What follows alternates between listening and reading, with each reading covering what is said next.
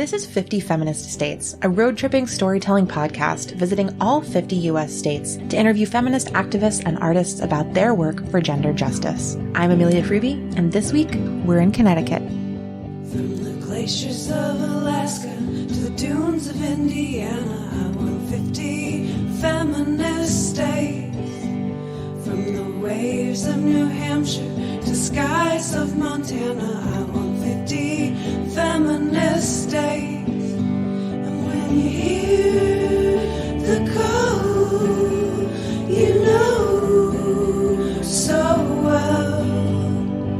Sisters, speak out, I know I will.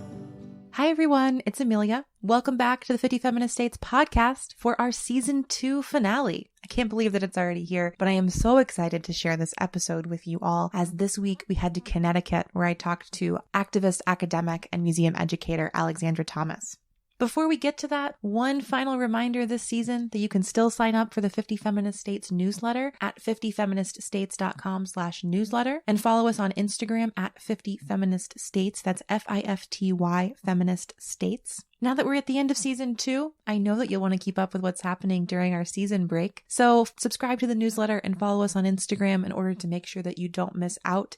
Especially don't miss out on our announcement for the next crowdfunding campaign that will keep the work of 50 Feminist States going as we travel to the remaining 35 states in the US and talk to more feminist activists and artists about their work for gender justice. So again, subscribe to the newsletter at 50feministstates.com/newsletter and follow us on Instagram at 50 Feminist States. This is also a really great time to leave that rating or review on iTunes. So if you've got the app open as you're listening, please go ahead, hit those 5 stars, leave a little comment. That'll help other people find the podcast. We really appreciate your feedback and support. So far, this season, we have been all over the Northeast and New England. Just to recap before we launch into this final episode, we started out in Pennsylvania, where I interviewed Masada and Brooklyn about their experiences of being queer and trans in rural Pennsylvania. From there, we headed to New York, where I spoke with Ashley Bohr about her academic work and her activism surrounding the rights of Palestinians and their relationship to Israel. We learned a whole lot about the history of those communities, and then headed off to Vermont, where we talked about plants and the environment. And I spoke with Emma Merritt of Real Yard Apothecary and Lucia Green-Weisskell, an international relations and climate policy scholar. From Vermont, we headed to New Hampshire, where I spoke with the founder of a very cool business called Feminist Oasis, Crystal Parody, and we heard all about what it really means to create feminist community when you see a need for it where you live. After New Hampshire, we were in Maine with Claudette and Mickey, the founders of In Her Presence, an organization that helps immigrant and refugee women in Portland, Maine. A couple weeks ago, we were in Massachusetts, learning a whole lot about magic with Lakshmi Rangapal and Paige and Cheryl, the founders of Witch the Vote, out of House Witch, a very cool witchy shop in Salem, Massachusetts. From there, we headed to Rhode Island to talk to Samantha Puck of Fat Venture magazine. And we wrapped things up with 2 fantastic episodes, a return to New York to speak to Red about decriminalizing sex work and defending Alicia Walker. And this week, we're in Connecticut with Alexandra Thomas, talking about her research on Black studies and visual culture, as well as her fat feminist politics. I really enjoyed the conversation I had for this episode. If I'm thinking back on kind of the different ways I've approached episodes in these first 2 seasons, I think that some are really grounded in the politics of a state, and others are really explorations of activists that I admire and people that I want to hear more about their personal politics and how they live them in the world. This episode definitely falls into that latter pattern. We're going to hear from Alexandra about her politics, how she became an activist, how her academic work relates to that, and why she thinks we should all go be loud in museums. One of my favorite calls to action from the 50 Feminist States season so far. Thanks again for tuning into season 2. I'll wrap up at the very end with a little bit more, but for now, here's Alexandra. Hi, I'm Alexandra Thomas, and I was born and raised in Bristol, Connecticut, and then for undergrad I went to Brandeis, a small Jewish school in the Boston area, and I'm back in Connecticut now and at Yale.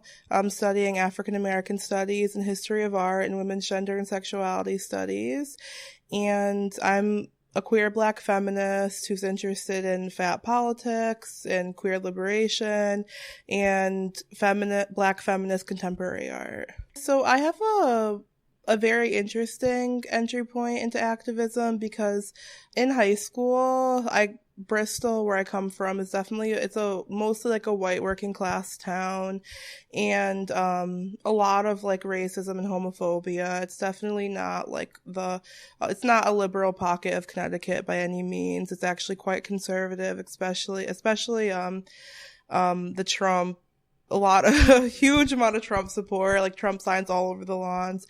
And I've always been a visual learner. So there was a lot of things in high school and just growing up, like the optics of things looked bad. So walking into a restaurant and all of the staff are Black and Latinx and the people eating there are all white. Or walking into the lunchroom and all of the Black and Latinx students are on one side and the white students are on the other side, and they'll be like whispering about like how loud everybody is on the other side, and these type of optics that were just very problematic. And then coming to undergrad, it was the same thing. Especially a really important space for me is like the dining hall, and thinking about the dining hall has the Black and Latinx women, often like older, who were serving us food. And when it would snow, I would look out my window at like 6 a.m. and see like old Black women like shoveling snow at Brandeis. And it was just very horrifying to me. So I think around that time, I started organizing with people who were doing labor work. So I was thinking of like, I had like this kind of group of like radical like white men who were doing like work on labor. And then I had my Black feminist community that I was growing as part of the WGS and AAAS, the Women's Studies and Black Studies departments at Brandeis. And we would just have groups. We would go to the Black Lives Matter protests in Boston. We would go to rallies for like climate justice and for in my sophomore year, we occupied the president's office at Brandeis to have the school like hire more like Black professors. Because at that point, you could count the Black professors on two hands at a school with close to 1,000 professors. So I think at that point, I just became really interested in kind of like a variety of issues, and I don't think I was really grounded in one type of movement. I think Black Lives Matter like will always be my home because I think that's where the people organizing are most similar to me, but I was really interested in like these different pockets of radical work going on. And then my senior year was the 30th Yes, I think it was the 30th anniversary of the Combahee River Collective's manifesto being published. They were a black lesbian feminist group in Boston that were organizing between 1974 and 1980. And they released a statement where they're just basically defining their politics against racism, sexism, imperialism, and just really defining like the groundwork for a global like black lesbian feminist practice. So I think reading that senior year at Brandeis multiple times and also being part of celebrations around the anniversary of the statement really kind of just energized me. And I've come to Yale. This is my first semester at Yale. I've come to Yale with a really keen focus on the politics like outlined in that document, because it's just like a quick like 10-minute read, but it really just almost defines like everything that could possibly be important. And a big part of it is like the idea that like every type of oppressed identity could be found in black women and black gender nonconforming people. So to liberate black women and gender nonconforming people has to also be queer liberation and liberation from ableism and fat phobia and classism, because like every type of oppressed group is represented in like black, queer, and gender nonconforming people, especially thinking of like black people as like indigenous people and being like there are black Asians and black Muslim folks, and just kind of focusing on that has helped me to like know like what my path is and the kind of like work that I want to do. I always appreciate hearing activists that I admire talk about their influences and the texts and figures that they've read as they made sense of their own politics. I was particularly struck by Alexandra's reference to the Combahee River Collective's statement, and I thought I would share a little bit of that statement with all of you listening who may not have read it before. Here's how the statement opens. We are a collective of black feminists who have been meeting together since 1974 During that time, we have been involved in the process of defining and clarifying our politics, while at the same time doing political work within our own group and in coalition with other progressive organizations and movements. The most general statement of our politics at the present time would be that we are actively committed to struggling against racial, sexual, heterosexual, and class oppression, and see as our particular task the development of integrated analysis and practice based upon the fact that the major systems of oppression are interlocking. The synthesis of these oppressions creates the conditions of our lives. As Black women, we see Black feminism as the logical political movement to combat the manifold and simultaneous oppressions that all women of color face. I think the opening to this statement is so striking, and if you're familiar with much feminist theory, you'll probably recognize it as sounding a whole lot like intersectionality, a word that wasn't even invented until over a decade later. After hearing Alexandra talk about how she was inspired by this statement and others, I asked her a little bit about what she's working on right now. Yeah, so right now, I'm in a history of art department and an AFAM department with a certificate in women's gender and sexuality studies. But I definitely consider myself like primarily a scholar of like Black studies, and within that queer theory and queer and trans studies. And, the best way I can kind of explain like the work I'm doing is that I'm really interested in like vision and looking kind of generally. So an example would be I'm interested in like the circulation of like videos and images of Black people being killed by the police, and kind of like the damage that that does as far as like re-traumatizing people. But when we've gotten to the point where everybody has seen these videos are everywhere and things haven't changed, and as well as having a Black president for 8 years, and that's like the ultimate political representation that the civil rights movement fought for, and having a Black president in which the Black Lives Matter movement popped up under his presidency. And I think that I've come to the point where I began being like disillusioned with like neoliberal like calls to representation, because a Black president and videos everywhere of Black people dying that were circulated in hopes that people will see this, then they will care, then this will be over with, and then it's not over with. So I'm very critical of those types of calls to representation, and instead I'm looking at the type of images that Black women artists and Black feminists and queer feminist artists are producing to kind of counter these other representations of Black folks.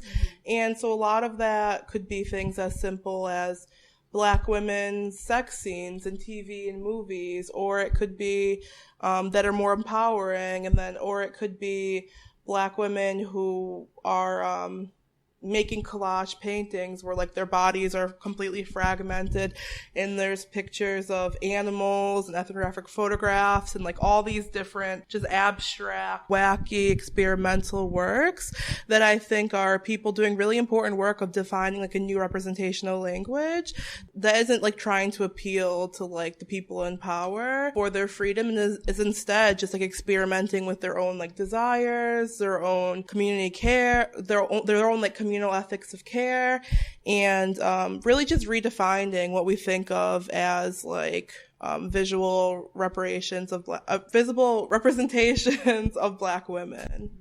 I loved hearing Alexandra talk about all of the theoretical and practical work that these artists were doing conceptually. And I asked if she could share a few specific artists that she had in mind when she was talking about this new visual culture and these new modes of representation.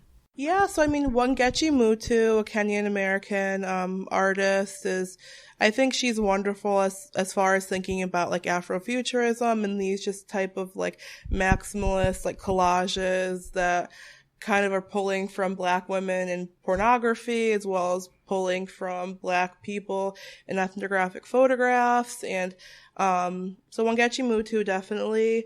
Also, I would say that Kara Walker, so Womxn Mutu, Kara Walker, Renee Cox, who's a Jamaican American artist who's really like doing a lot of work of inserting herself into images from white art history, which gets us at apeshit and Beyonce too. And yeah, I work a lot on Nana Faustine, who's a Black woman contemporary artist who's did a series where she's posing in the nude at different slave sites throughout New York City. And it's her way of like exposing the kind of like necropolitical histories of certain spaces, such as like Wall Street, which is also an African American burial ground, in that kind of work that is still, it's still definitely prone to voyeurism, but it's more like on their own terms, and they're really kind of making this like conscious decision that like, I'm going to do something incredibly like provocative and incredibly just like radical that's going to rethink how we think about representation. And I think especially a lot of it comes from, I mean, there's obviously like a history in the country of, especially in like the 60s through 80s, we have like Black women being really committed to like a politics of respectability, as far as wanting to kind of cover up a lot and wanting to perform like white, elite, middle class like sensibilities in order to protect themselves from violence. I think the artists I look at definitely are breaking away from that tradition and are really kind of understanding that whether they're modest and whether they're conservative and respectable, or whether they're completely just doing like the most provocative things possible, anti-Black and sexist violence exists either way.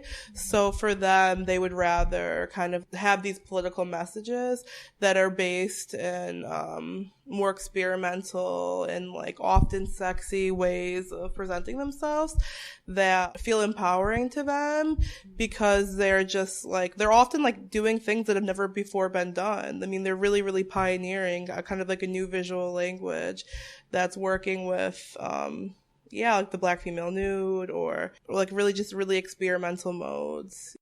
I really loved how Alexandra included Beyonce among artists like Kara Walker and Renee Cox when discussing how Black women and Black folks are pioneering new visual modes in our culture. I asked if she could talk a little bit more about Beyonce's music video for Ape Shit and the role that she sees it playing in U.S. culture at large.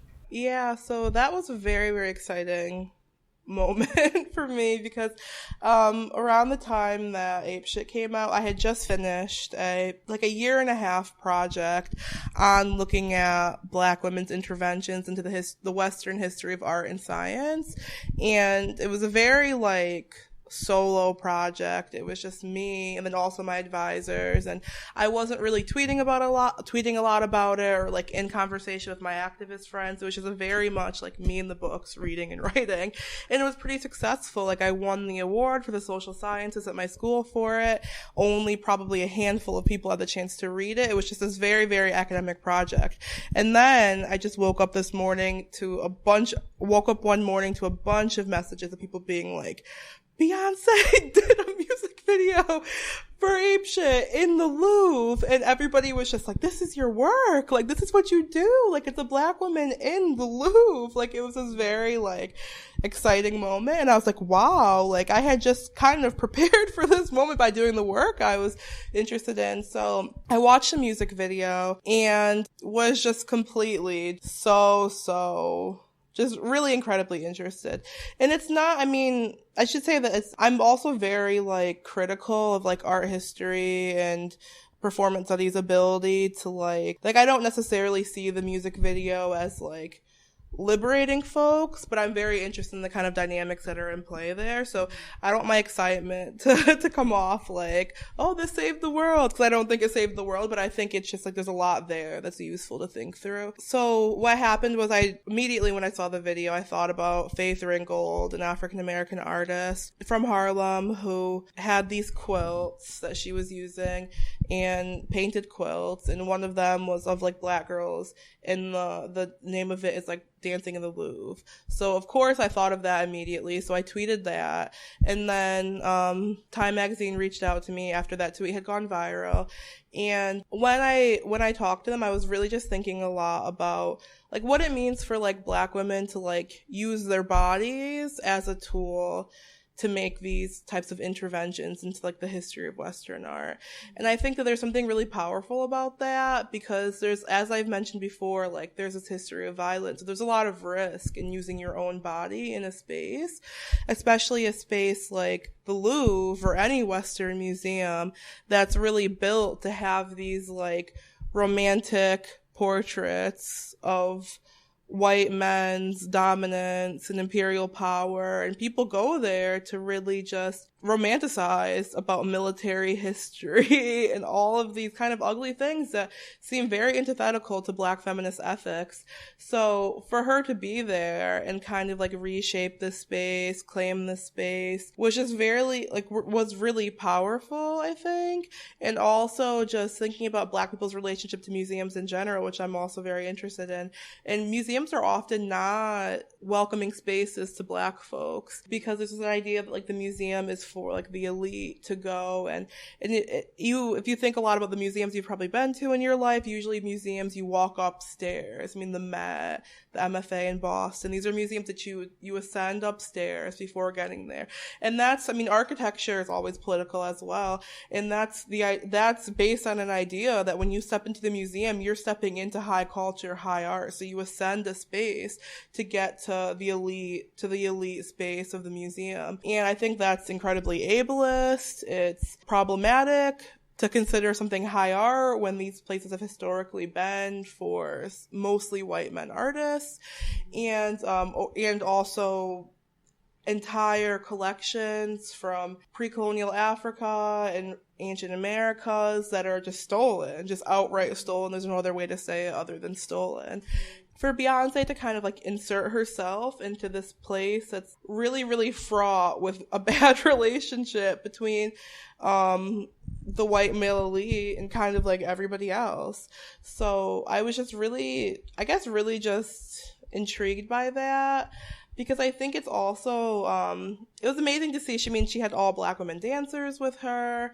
It's her and her boo, Jay-Z, just like really just, I guess, I think that also dance and music are next to, so even though my focus is really visual culture, I think also like the experience of dancing and listening to music are also really, really powerful ways for Black women to like experience joy and pleasure. And I really felt that watching the video.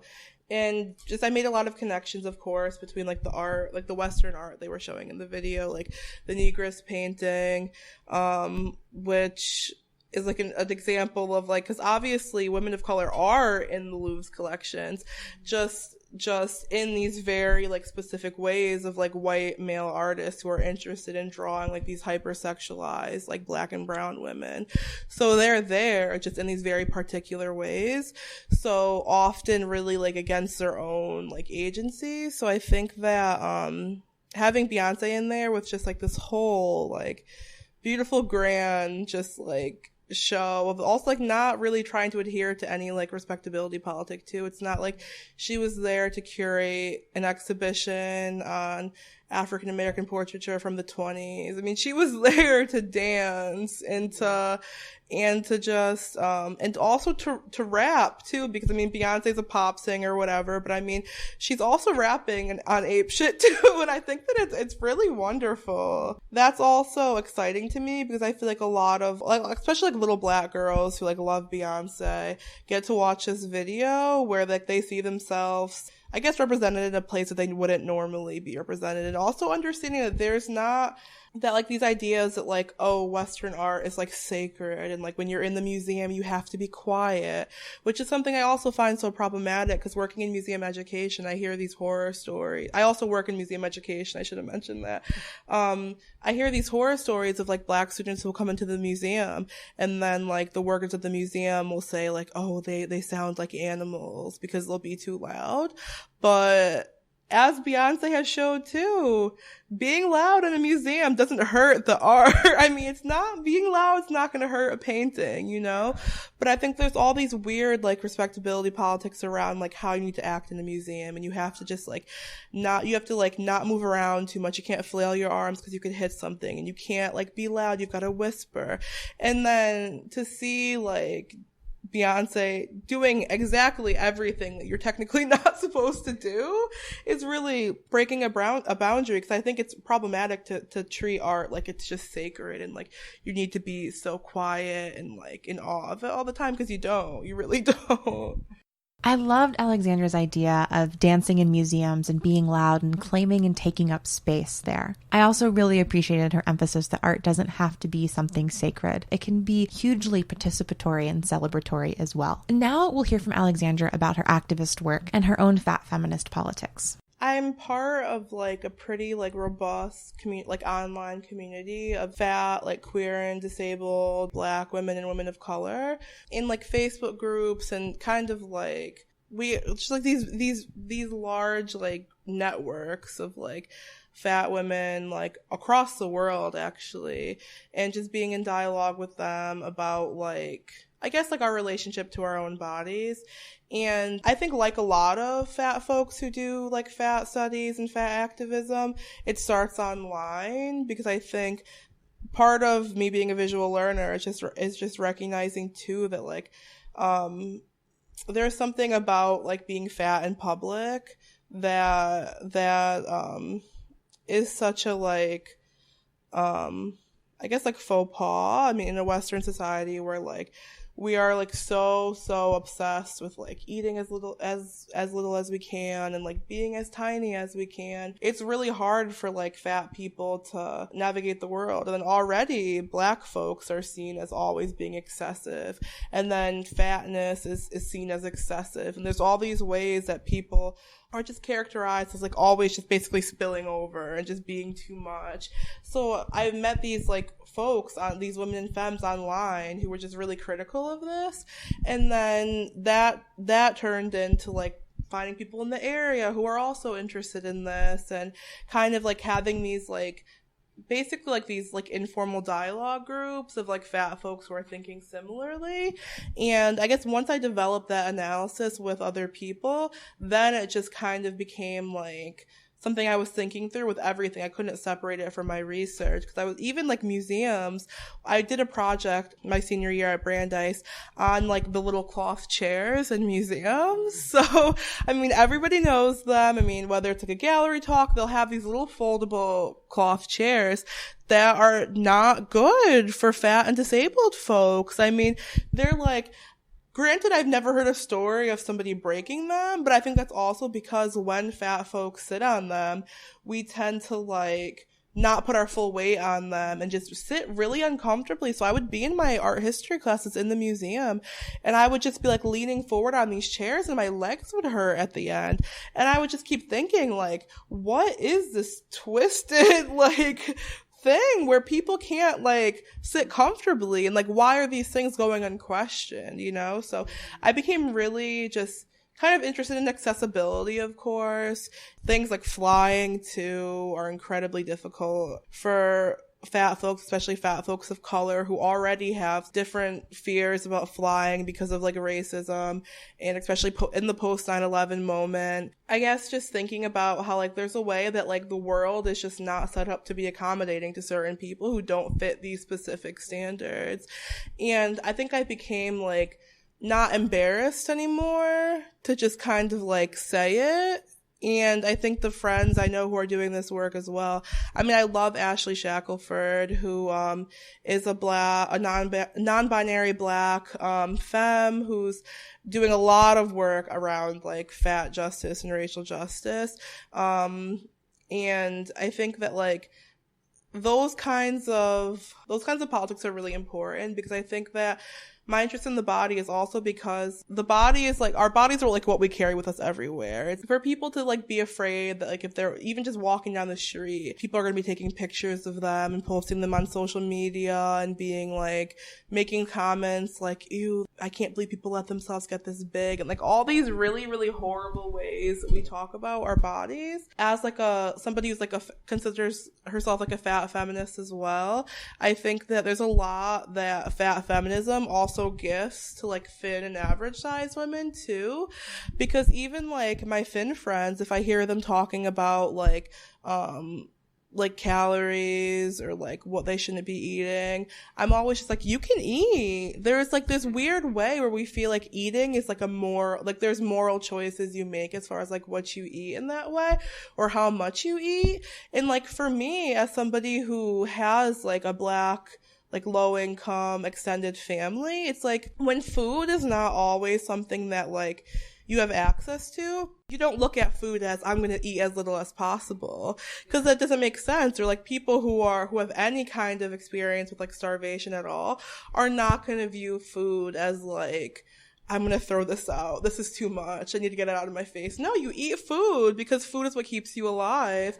So I think there's like these communal standards among like white, like upper middle class people that are like also often affect women because, like this idea that like we need to eat as little as possible. And I just think it's really like upsetting. So I feel like I think fat feminism has a lot to give to all women about like how to navigate the world in a way where like it's okay to take up space. It's perfectly okay to have stretch marks. It's perfectly okay to like to not fit into the size you were in a year ago, because I mean our bodies grow, our bodies like, especially I'm obsessed with like stomachs. I love tummies. They're so important.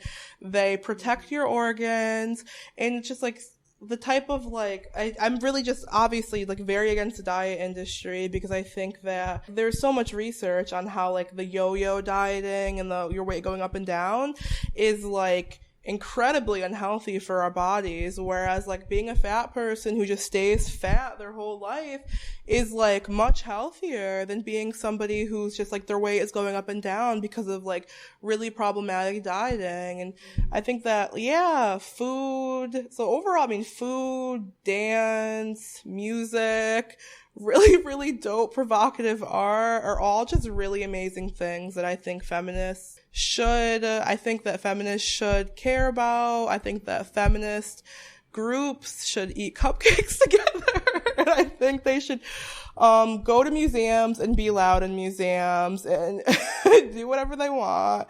And these are all kind of like everyday whatever things that I think are actually really, really, truly political. So those are really my fat feminist politics. Of course, there's like a lot of statistics on fat people's like relationship to like healthcare and kind of the fat phobia in like the medical industry, or even fat phobia in academia. I mean, I didn't even mention like the desks at universities that are so small and just not accommodating to fat people. So there's all of that, but I also think a large part of like fat feminism is just understanding like fat people's day-to-day like struggles and like trying to flip that and be unapologetic, but like the spaces that we need, whether it's being at a booth at a restaurant and like it's really, really tight on you and your thin friend's got all the space. Push the table. Like don't be embarrassed to push the table, you know? You've just got to. And I feel like people should be able to claim like whatever space they need, whether it's a museum or it's a sturdier chair or it's just more space. Now we'll wrap up this conversation by pulling together the many threads that Alexandra has already introduced, talking about Blackness, art history, visual culture, bodies, fatness, taking up space, and also the necessity of always queering our analysis on all of these levels. One thing I just would say is that there's one comment I wanted to make on feminist art history. I definitely have been thinking a lot about like how second wave feminists and second wave like feminists, like art historians and film theorists are like really, really, they become like really preoccupied with the body and the body's representation. So a lot of my work is obviously in dialogue with that and like indebted to that kind of work. But I also feel like I need to like kind of make sure I'm articulating a trans politic in relation to like what we call women's bodies too, because even while I might use words like, because, I mean, womxn, when I talk about her work, I tend to call it the female-ish form, because she's taking these so-called female bodies and kind of, like, fragmenting them and adding in, like, all these other imagery. So I say female-ish to kind of, like, denote that. But I'm very interested in also, like, knowing that, like, art historians should catch up with other fields, like gender studies and Black studies, who recognize that, like, gender and sex are both like recent constructions, in that they're not like everlasting, always have been phenomenon. Like they're socially constructed to kind of like regulate people and to put people in categories, so they're easier to regulate. So I'm really interested in like just knowing like what we consider in art history as like, or in feminism as like femaleness, is like also very socially constructed. I'm just really interested in like how intersex and trans activists are really like intervening and like, and making people realize that there's more than two genders, but there's also more than two sexes, and that gender and sex are not stable categories. They're completely man-made categories.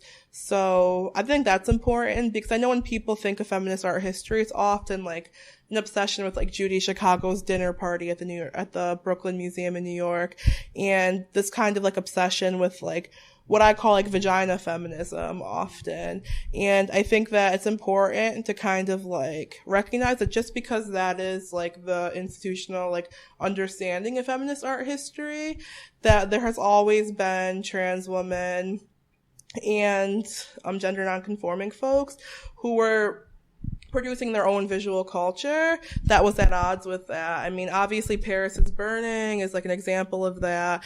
And even though that might have not made it into the canon of like art history, and like, even though it is, I think, incredibly important to it, we have to kind of like shift our understanding of the body, even as we like continue to be kind of preoccupied with like analyzing the body.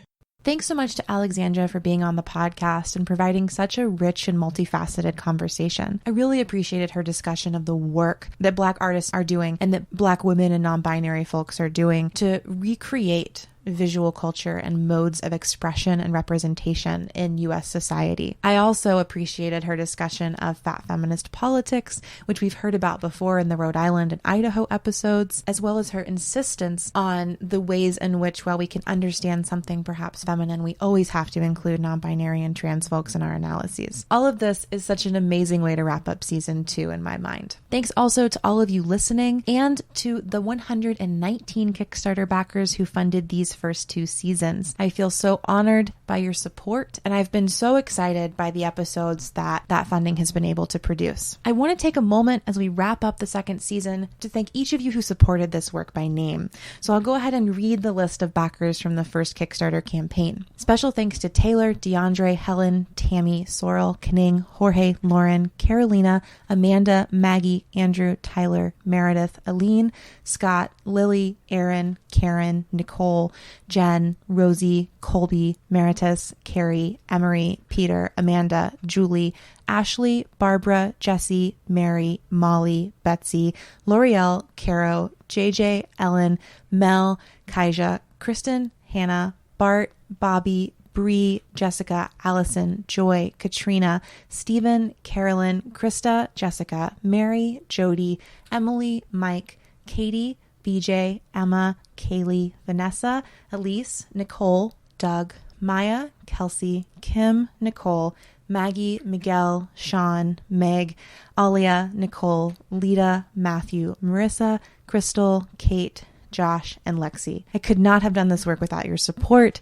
as well as the support of many of the people who donated under guest accounts on Kickstarter. Thanks to you as well. As I mentioned at the top of the episode, you can follow us on Instagram at 50 Feminist States, or through the 50 Feminist States newsletter, which you can subscribe to at 50feministstates.com/newsletter. That's where you'll be able to keep up with the podcast between seasons and get all of the information about the next crowdfunding campaign that we'll be doing to support future seasons. We've been to 15 states so far, which means that there are 35 left to go to, and I'd also love to travel to some of the U.S. protectorates and other colonized districts, like Puerto Rico and Guam, among others. So we really need your support to make that happen. Please subscribe to the newsletter at 50feministstates.com/newsletter and follow on Instagram at 50feministstates in order to learn about the next crowdfunding campaign that'll kick off in May and provide your support to keep 50 Feminist States happening. Thanks so much, y'all. For the last time this season, I'll see you on the road. 50 estados feministas.